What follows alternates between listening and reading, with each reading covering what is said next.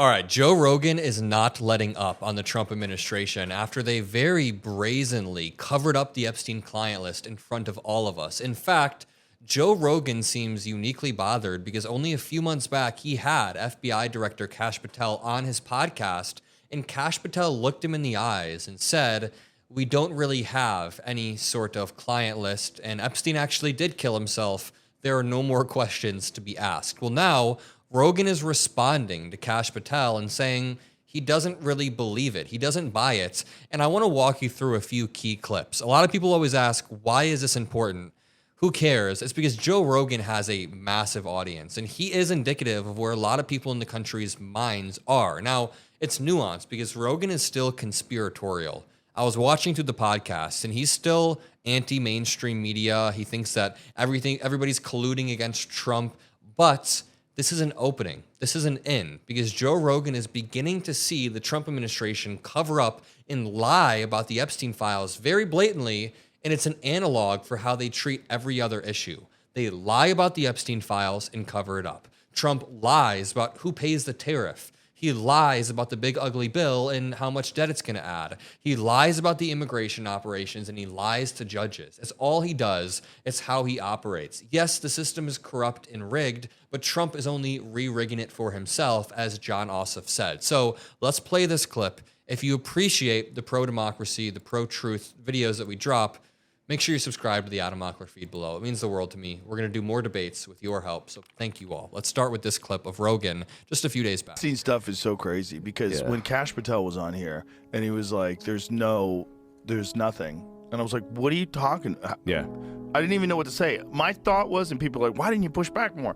My thought was like, I'm just going to put this out there and let the internet do its work, because there's nothing I can. The guy's saying there's no tapes, there's no video. That doesn't make any sense. Everyone knows it doesn't make any sense. And then he didn't know about the Michael Baden stuff, the autopsy stuff, where it showed that he had 3 broken bones in his neck, which never happens when you hang yourself. Even when you like leap from somewhere with a rope around your neck and it snaps your neck, you never have 3 and he's broken in a prison bones. cell. He's not launching himself off the first floor balcony. The whole thing was nuts. And then he's like, well, we have a film. We're going to release that film. And the film has a fucking minute missing from it. Yeah. Like, do you think we're babies? Like, what is this? I'm not a conspiracy guy by you nature. Are today. But I am today. Today, I'm You know, there's more clips. In a second, he says that this is a line in the sand for him, that Donald Trump is crossing a line. And it's because what Trump has done is create a lot of true believers. When you build a movement off of people who believe that you are there to take down the elites, the pedophiles, the people who are pulling the strings, and then you go in and you cover for those elites, those pedophiles, you become one, you are one, and you show the world you are one, it's not a good look whatsoever. Here's another clip of Joe Rogan talking to former CIA analyst Mike Baker. You know, before I play it, can I point out that Joe Rogan's comment section was eating him alive for talking about Epstein to a former CIA analyst. Here's the problem. Joe Rogan has built his audience off of conspiracy theories, so he's now being eaten alive by the true believers in his own audience. People are saying, Mike Baker, once again, changing the batteries for the bugs he put in Joe's studio. Someone says, anyone else open this episode, immediately pause it and just read the comments, because all the comments are just eating Joe alive. This is timestamps discussing with Joe's CIA handler, PSYOP wrap-up. So now his comments are calling him a CIA plant. that's just going to hang around. This is right? a line in the sand. Yeah. This one's a line in the sand. Yeah. Because this is one where there's a lot of stuff about, you know, when we thought Trump was going to come in and a lot of things are going to be resolved. Yeah. We're going to drain the swamp. We're going to figure everything out. And when you have this one hardcore line in the sand that everybody had been talking about forever, and then they're trying to gaslight you on that. Well, you would have thought Is that that your Dan. phone? He just called the Trump admin out for gaslighting people. Here's another clip of Joe Rogan talking about the Epstein client list. You know, like the people that were very hopeful for change when Trump got into office, one of the things that everyone was promised was you're going to find out the Epstein client list, and you're going to find out who killed JFK and what the UFOs were all about. You haven't heard a fucking peep out of any of that shit. Yeah. No one knows nothing. And today they just finally said there's no client list, there's no videos. I mean, I had Kash Patel. These people, Kash came on the podcast and said there's nothing that you want to see. He's got nothing you need to see. Dan Bongino, who's always like shouting from the rooftops, we're going to get to the bottom of this and find out who these people are. Everyone's saying, no, Epstein killed himself. No, nothing to see here. And it's like, okay, well, that's why people are cynical. People are cynical because you had all this hope for change. And then you realize, like, oh, the same people that are pulling the strings are still pulling. Yep, I have more clips. And people always wonder in the comments, Adam, why do you cover Joe Rogan's podcast when he's somebody who helped usher in this new MAGA era? And that's exactly why I'm covering it. He has massive reach. He pulls in tens of millions of views a month. Now, we have big reach as well. We're actually building and building and building. He's been doing this for much longer than I have. But he currently sways a lot of minds of people who don't really talk or think about politics that much.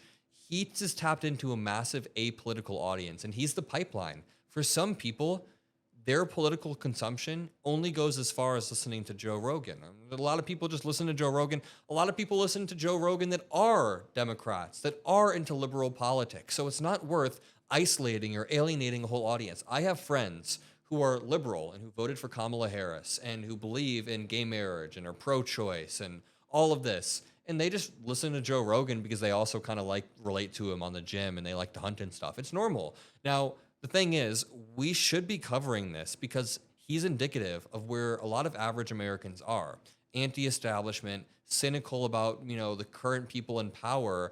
And as we see the Trump administration's approval rating just tank, we can figure out why. It all started, I'd say, early on with the tariffs. That opened a lot of people's eyes. But I think Trump's immigration policy, or his deportation policy in particular, like his interior enforcement of deportations, has hurt a lot of people's views on him. I've seen it in the polling as well. His polling numbers on immigration in particular are down 10 to 12 points because people are not okay with the way he's enacting these reckless deportations. Even Joe Rogan has talked about that. So it's important to be talking about this.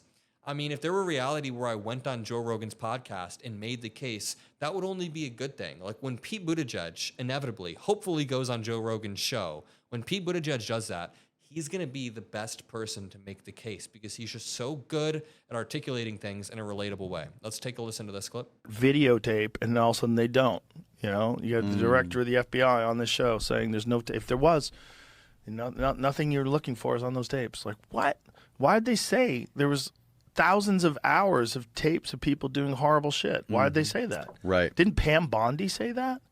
What, are you talking about Epstein or Diddy? Yeah, Epstein. Epstein. Yeah, she said it literally, I think, a week before you had the FBI director sitting here telling you there was nothing, right? She said something about that there was like thousands of hours of tapes of people doing horrible crimes. There is. And didn't the FBI dude say that there was nothing?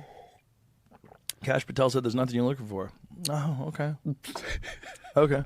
I mean, what am I going to do? I'm going to push back. Right. No, of course. I understand. Obviously, I've seen Joe push back on far less. I've seen someone say that like smoking weed is not optimal all day, every day, and Joe Rogan pushes back very hard. All of a sudden, he loses his ability to push back when the director of the FBI is on.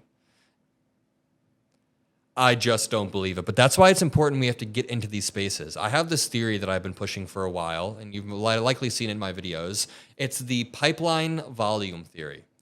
First, Republicans created a pipeline. They created all of these figures that pull you down the pipeline. So if you're a young male and you're looking up advice on dating, you're going to get eventually sucked down this pipeline and you're going to land on like Andrew Tate. Every young dude at some point is looking up advice on dating, whatever, like how can I do this, that. And it sucks you down this pipeline to Andrew Tate. We see all these young men being won over. Okay, what if you're not into that? What if you're just into working out? A lot of young dudes work out at some point. When you're scrolling through your Instagram reels, you get sucked down this pipeline to RFK Jr. and Make America Healthy Again. This whole new movement about, MAGA, Make America Healthy Again. RFK Jr. is the best. And you get sucked down that pipeline. Once you're down the pipeline, they bombard you with volume.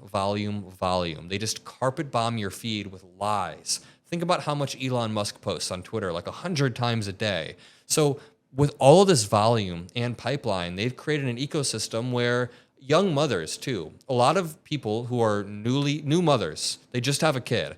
You go online to do research about how to take care of your kid, and online there are these new rabbit holes that suck you down like anti-vax pipelines. Look out for it for people in your lives. It's very, very scary. You don't want to get sucked down them. I'm going to do a whole series about the media environment. There's a lot of work we can do in the midterms. I make a lot of breaking news videos every day about the news, but I want to start making, different videos where we talk about the media environment, how to fix the party, how to move forward, the best candidates. We're going to continue pushing that. If you want to be a part of this movement, make sure you're subscribed below and make sure you have post notifications on. Make sure you have that little bell so you never miss an upload. And I'll see you all in the next video. Peace out.